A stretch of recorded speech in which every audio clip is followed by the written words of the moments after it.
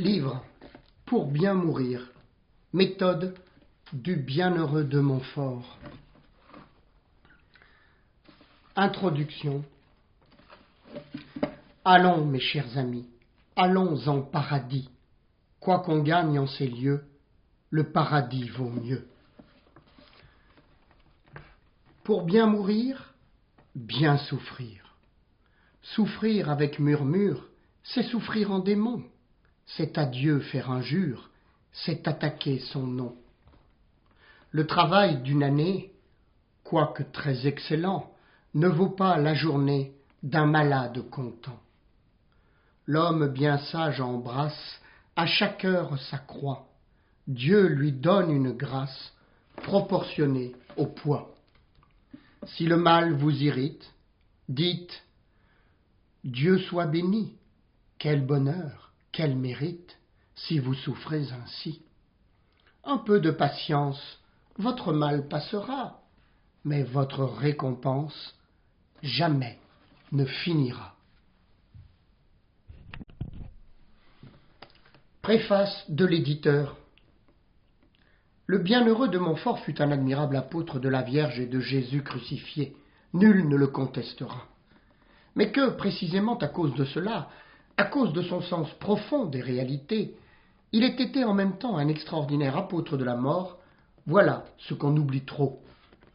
Pour Montfort, la mort est l'objet de tous les efforts de la vie. Bien mourir, c'est le but à poursuivre chaque jour, sans faiblesse, sans respect humain, sans relâche. Puisque Jésus et Marie nous sont donnés pour notre bonne mort, et que celle-ci est leur plus arrêté dessein, il faut conclure que notre bonne mort doit être l'affaire de toutes nos affaires et qu'il n'est pas trop de la vie pour la préparer. La mort de notre Seigneur Jésus-Christ et la mort des hommes ne faisaient qu'un tableau aux yeux de Montfort. Dans sa pensée, il voit le calvaire entier, la mort de Jésus, l'homme-Dieu avec Marie au pied de la croix, et la mort de deux hommes, à côté du Sauveur, l'un justifié, l'autre damné. Cette vue de mort a influé sur lui dès sa jeunesse. Durant son séjour à Saint-Sulpice, il veille les morts, il médite la mort. Sur la vie et le sort des morts, il réfléchit. Quel bonheur goûtent les âmes bien préparées, quelle souffrance elles endurent si elles ont négligé de bien mourir. Dès le début, et tout le cours de son apostolat de missionnaire, il prêche la mort, il chante la mort, il met en scène, sous les yeux étonnés des fidèles, l'agonie même des mourants. À ses paroles, à ses chants, à la vue de telles scènes, les âmes sont émues et comprennent. Leur vie change, leur conduite devient celle des prédestinés. L'opuscule, publié ici, est un de ces petits livres que l'on distribuait alors à l'issue des missions. Un seul exemplaire nous reste, mais combien précieux, puisque le bienheureux, à la suite du testament spirituel qui s'y trouve imprimé et qui le termine, a voulu y écrire son propre testament, l'expression de ses dernières volontés. De son lit de souffrance, terrassé qu'il est en plein travail apostolique, la veille de sa mort, 27 avril 1716, tremblant de fièvre, il le fait écrire et en bonne place. Qu'on est édifié de voir un tel saint dicter ses premiers mots. J'ai soussigné le plus grand des pécheurs, et qu'on le sent marial lorsqu'il ajoute « Je veux que mon corps soit mis dans le cimetière et mon cœur sous le marchepied de l'autel de la Sainte Vierge. Je donne 3 de mes étendards à Notre-Dame de toute patience à la Séguinière, et les 4 autres à Notre-Dame de la Victoire à la Garnache, et à chaque paroisse de l'Aunis, où le rosaire persévérera, une des bannières du Saint-Rosaire. » Le texte reproduit ici est entièrement conforme à l'original, sauf quelques expressions vieillies que nous avons dû remplacer pour la commodité du lecteur. Nous n'avons pas même hésité à mentionner certaines pratiques très fortes et très salutaires, possibles autrefois, mais qui ne sont guère opportunes dans les conditions actuelle de la vie. On saisira mieux sur le vif les sentiments si chrétiens d'alors, et tout en laissant de côté ce qui ne pourrait plus se faire, on s'efforcera cependant de prendre l'esprit de réelle humilité et de grande pénitence de nos saints aïeux. L'usage de cet opuscule est tout indiqué, non seulement aux approches de la mort et dans les maladies graves, mais encore à de fréquents intervalles durant la vie, les jours de récollection mensuelle et une fois la semaine, le samedi par exemple. Toute âme vraiment chrétienne y trouvera profit, mais l'âme esclave de Jésus et de Marie y puisera des sentiments plus profonds de componction, de détachement et d'amour. Qu'à l'heure de notre mort, rien ne soit plus à nous, ni bien, ni corps, ni âme, que tout soit au Seigneur et à sa mère, sans hésitation de notre part, et dans la vérité du Très-Haut.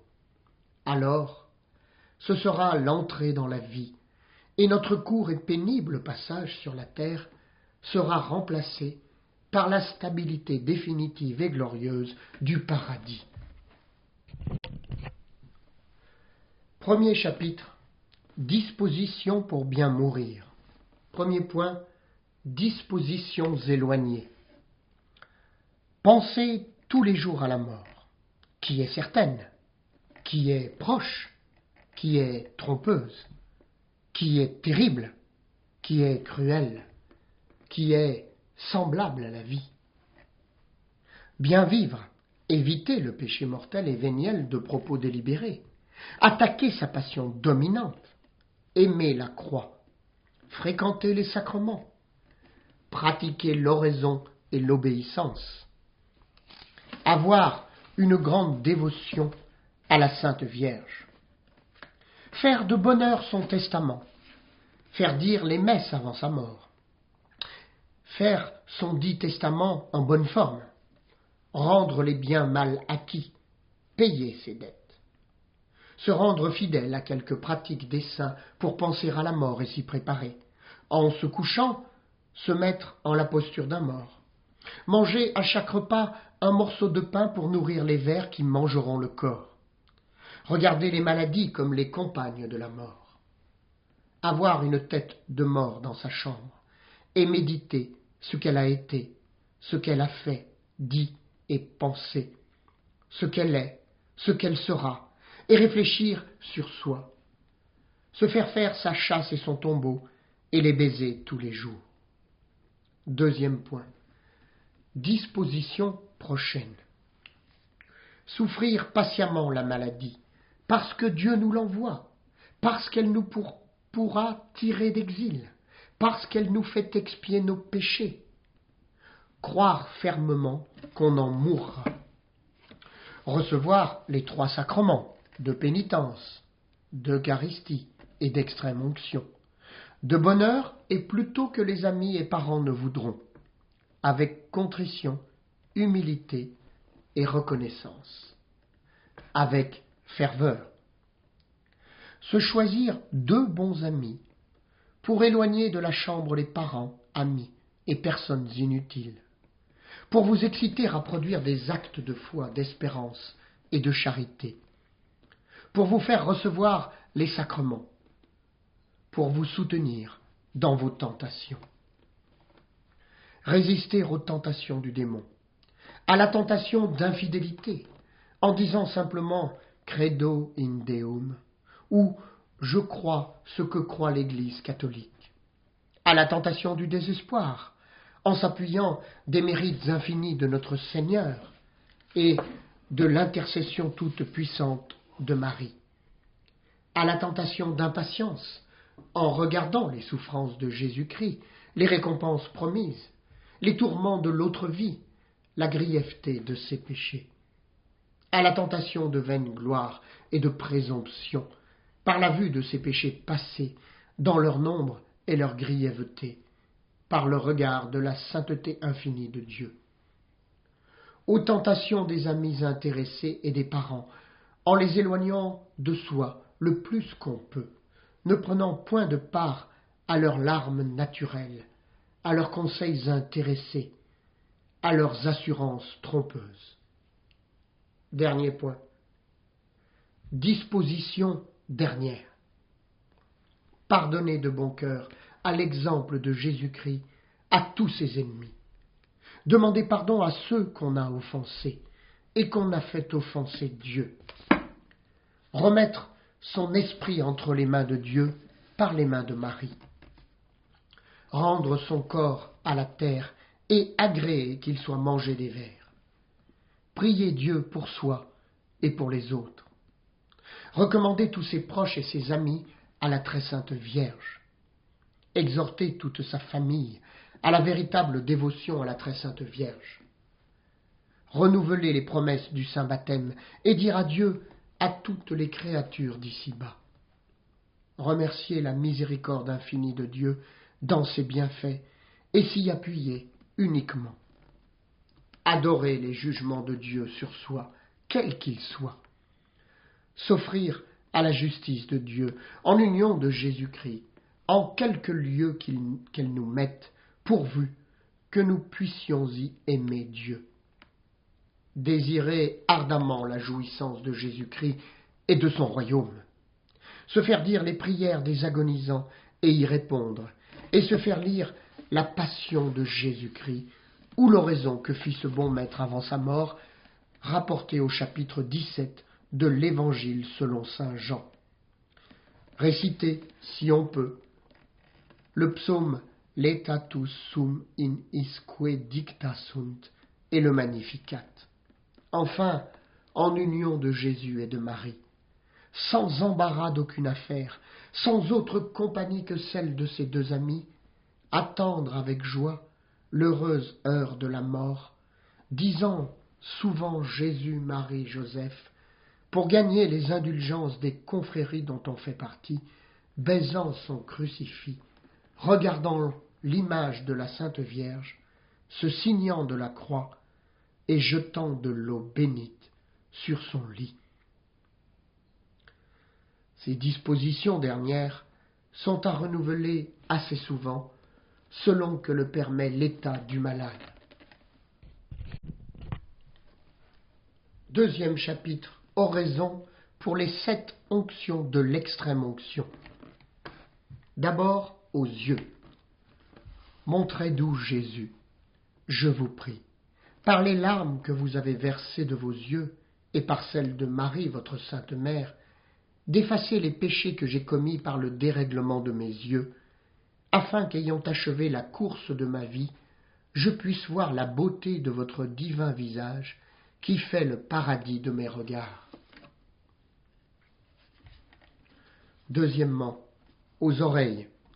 Montrez doux Jésus, je vous prie, par la pureté toute céleste de votre ouïe et par la pureté de Marie, votre Sainte Mère, de laver l'impureté de la mienne, afin qu'à l'heure de ma mort, ne craignant point d'entendre un arrêt funeste de votre bouche, je me présente avec joie devant votre trône pour recevoir la couronne et pour entendre ces douces paroles. Venez, les bénis de mon Père, possédez le royaume qui vous est préparé dès le commencement du monde.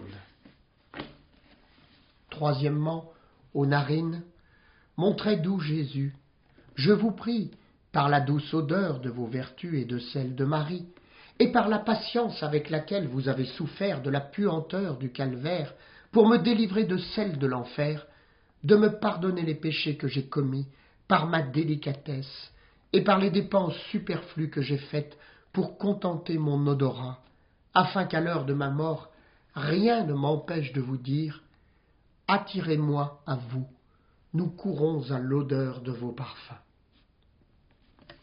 Quatrièmement, à la bouche.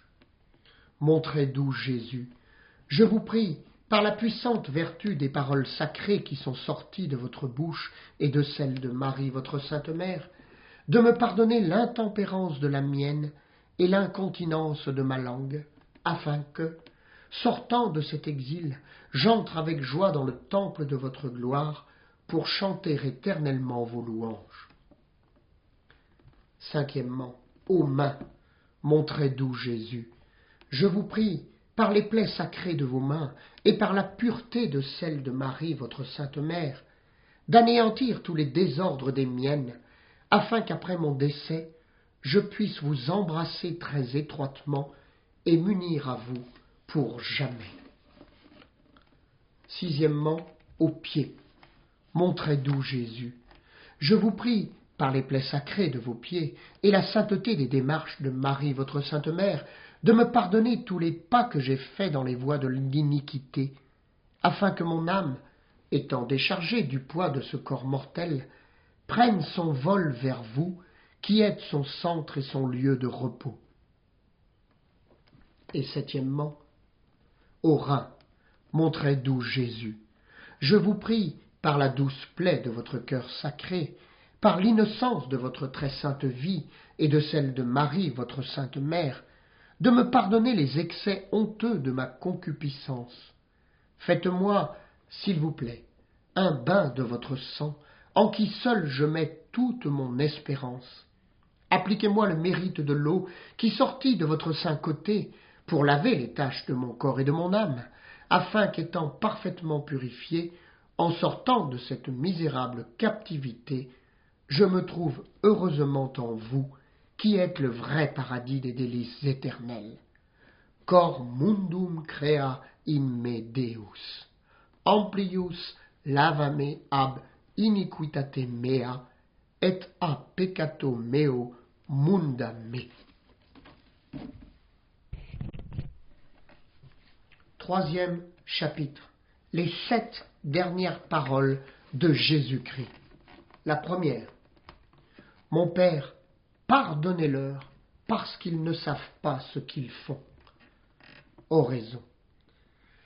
Ô Jésus, qui avez prié pour vos ennemis, lorsqu'ils vous crucifiaient, pardonnez-moi mes offenses, comme je pardonne de bon cœur à ceux qui m'ont offensé. La seconde. En vérité, je vous le dis, vous serez aujourd'hui avec moi en paradis. Oraison. Ô Jésus, qui avez promis le paradis à la pénitence du bon larron, je vous conjure par votre bonté infinie de vous souvenir de moi à l'heure de ma mort et de me donner une véritable contrition de mes péchés. La troisième. Femme, voilà votre fils. Voilà votre mère. Oraison. Ô Jésus, qui avez témoigné en mourant la tendresse de votre cœur envers votre bienheureuse mère, et qui lui avez recommandé tous vos disciples en la personne de saint Jean, mettez-moi, s'il vous plaît, sous sa protection, et donnez-moi un vrai cœur de fils pour l'honorer. Souvenez-vous, ô Marie, que votre Fils, sur l'arbre de la croix, vous a recommandé mon âme. Montrez-lui que vous êtes une bonne mère et que vous prenez soin de mon salut. Monstrate esse matrem. La quatrième. Mon Dieu, pourquoi m'avez-vous délaissé? Oraison.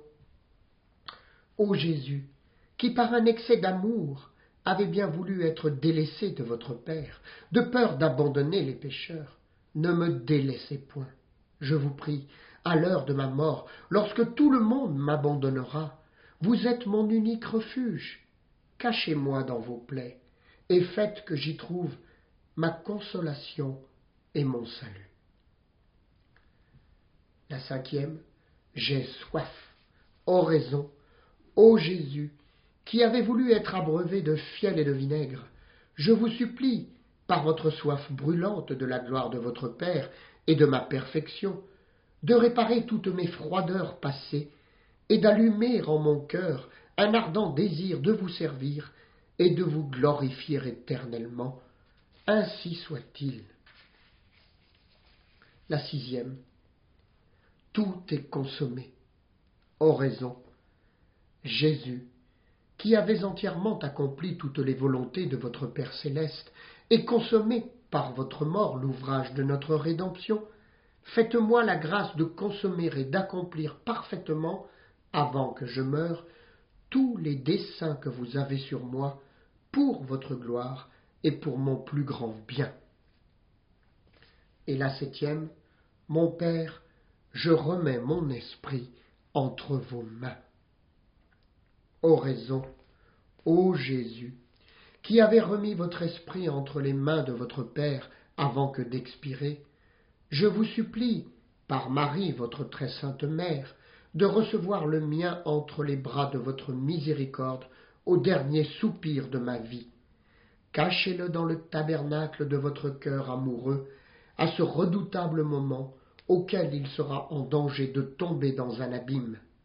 Mettez-le à couvert dans ce divin sanctuaire, contre tous les efforts de mes ennemis. Faites éclater sur moi les merveilles de votre grâce, vous qui d'un bras tout-puissant sauvez ceux qui espèrent en vous. Gardez-moi comme la prunelle de vos yeux contre ceux qui vous résistent et qui veulent renverser le dessein que vous avez de me sauver. Ainsi soit-il. 4e chapitre. Mon testament spirituel. Au nom du Père et du Fils et du Saint-Esprit, ainsi soit-il. Me voyant près de mourir, et ayant encore l'esprit pleinement libre, par votre miséricorde, ô mon très aimable Sauveur, je proteste à votre divine majesté, en présence de Marie, ma très sainte mère, et du Saint-Ange que vous m'avez donné pour me garder, que je veux mourir dans la foi et dans les sentiments de l'Église catholique, apostolique et romaine, dans lesquels tous vos saints et vos amis sont décédés. Premier point.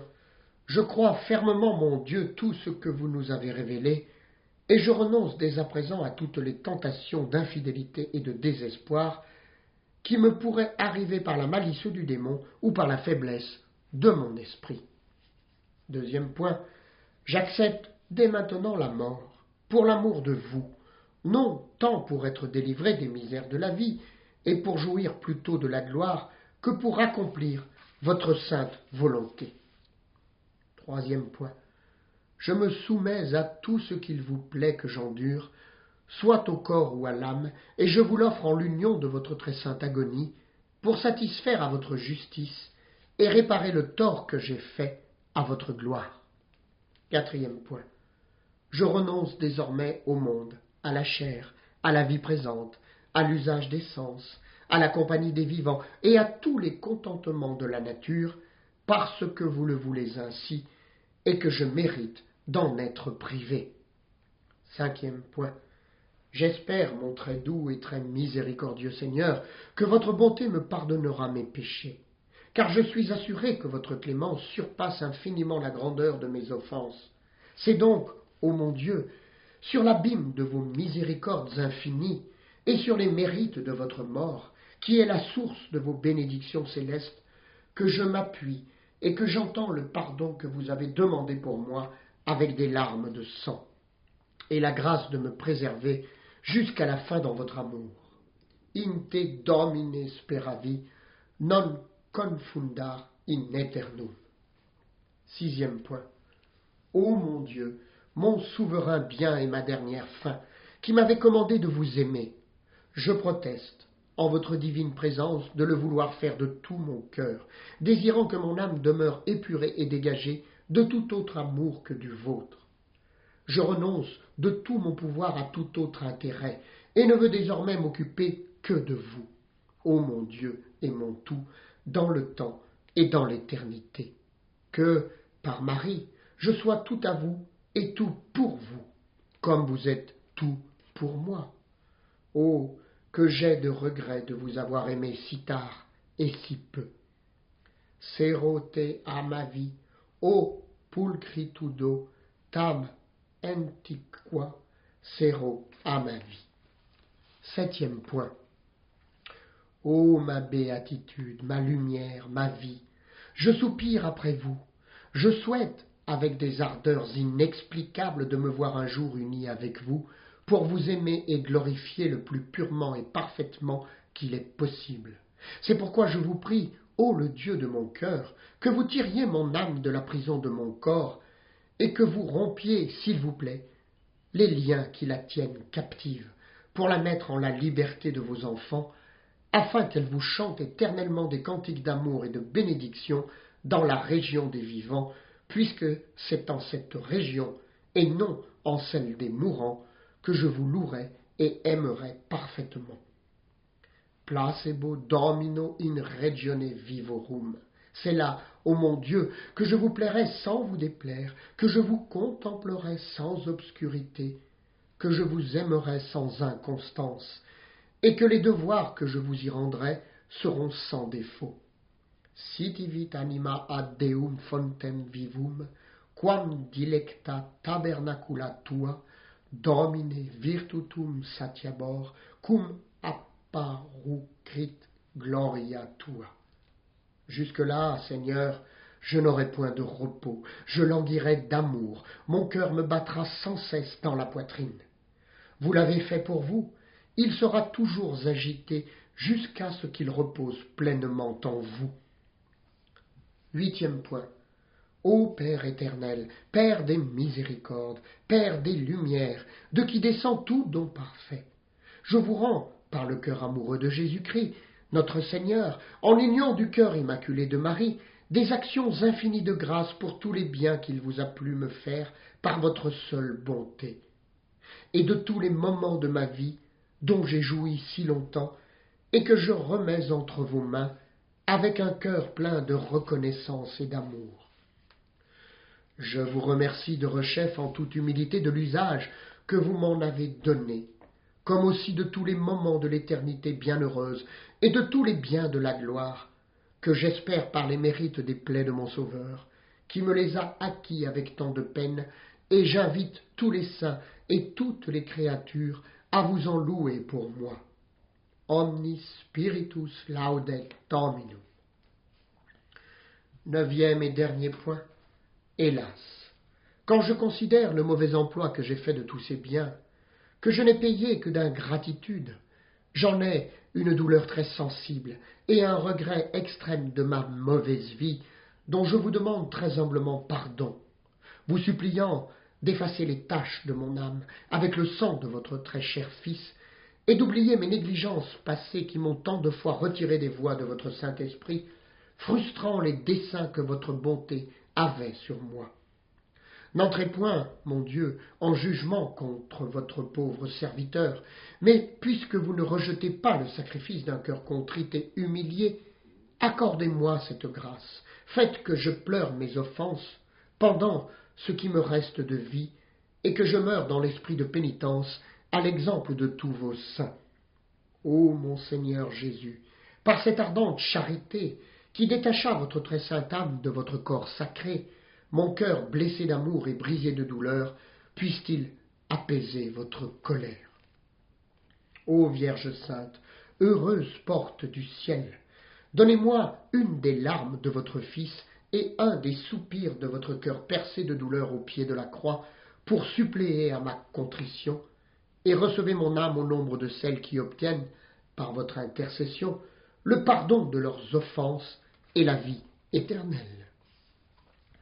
Ô mon fidèle gardien, prenez soin du dernier moment de ma vie, et m'assistez si puissamment contre tous mes ennemis, que je sorte victorieux de ce dernier combat, en mourant dans l'amour et par l'amour de mon Dieu, et de mon très doux Sauveur, en union de Marie. Ainsi soit-il. Annexe. Soyons prudents. La mort peut nous frapper à l'improviste et n'importe où. Nous pouvons tomber subitement et être transportés d'urgence dans un établissement où les secours religieux ne sont accordés qu'à ceux dont la volonté de les recevoir est manifeste. Il est donc de la plus élémentaire prudence de porter toujours sur soi une enveloppe avec la mention « Ouvrir en cas de maladie grave ». Enveloppe où se trouvera indiqué clairement, en même temps que notre nom et notre adresse, que notre volonté formelle est de recevoir tous les secours de la Sainte Église catholique et romaine, et cela des mains d'un prêtre mandé dans le plus court délai. Autre annexe, la plus parfaite consécration à Jésus-Christ, la sagesse incarnée par les mains de Marie, ou consécration au saint esclavage. Avertissement. Cette consécration constitue le plus parfait holocauste qu'on puisse offrir à notre Seigneur Jésus-Christ. Elle a pour but d'établir l'âme dans un état de dépendance totale de Jésus et de Marie. Ses avantages sont innombrables. Prière à la divine sagesse. Ô sagesse éternelle et incarnée, ô très aimable et adorable Jésus, vrai Dieu et vrai homme, Fils unique du Père éternel et de Marie toujours vierge, je vous adore profondément dans le sein et les splendeurs de votre Père pendant l'éternité, et dans le sein virginal de Marie, votre très digne mère, dans le temps de votre incarnation. Je vous rends grâce de ce que vous vous êtes anéanti vous-même, en prenant la forme d'un esclave, pour me tirer du cruel esclavage du démon. Je vous loue et glorifie de ce que vous avez bien voulu vous soumettre à Marie, votre sainte mère, en toutes choses, afin de me rendre par elle votre fidèle esclave. Mais hélas, ingrat et infidèle que je suis, je ne vous ai pas gardé les vœux et les promesses que je vous ai si solennellement faits dans mon baptême. Je n'ai point rempli mes obligations, je ne mérite pas d'être appelé votre enfant ni votre esclave.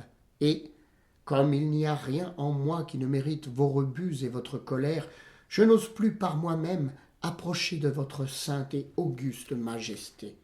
C'est pourquoi j'ai recours à l'intercession et à la miséricorde de votre très sainte mère, que vous m'avez donnée pour médiatrice auprès de vous, et c'est par son moyen que j'espère obtenir de vous la contrition et le pardon de mes péchés, l'acquisition et la conservation de la sagesse. Je vous salue donc, ô Marie immaculée, tabernacle vivant de la divinité, où la sagesse éternelle cachée veut être adorée des anges et des hommes.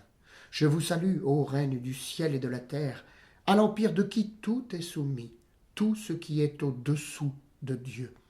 Je vous salue, ô refuge assuré des pécheurs, dont la miséricorde n'a manqué à personne. Exaucez les désirs que j'ai de la divine sagesse, et recevez pour cela les vœux et les offres que ma bassesse vous présente. Consécration proprement dite adressée à Marie. Moi, pécheur infidèle, je renouvelle et ratifie aujourd'hui entre vos mains les vœux de mon baptême. Je renonce pour jamais à Satan, à ses pompes et à ses œuvres, et je me donne tout entier à Jésus-Christ, la sagesse incarnée, pour porter ma croix à sa suite tous les jours de ma vie, et afin que je lui sois plus fidèle que je n'ai été jusqu'ici. Je vous choisis aujourd'hui, en présence de toute la cour céleste, pour ma mère et maîtresse.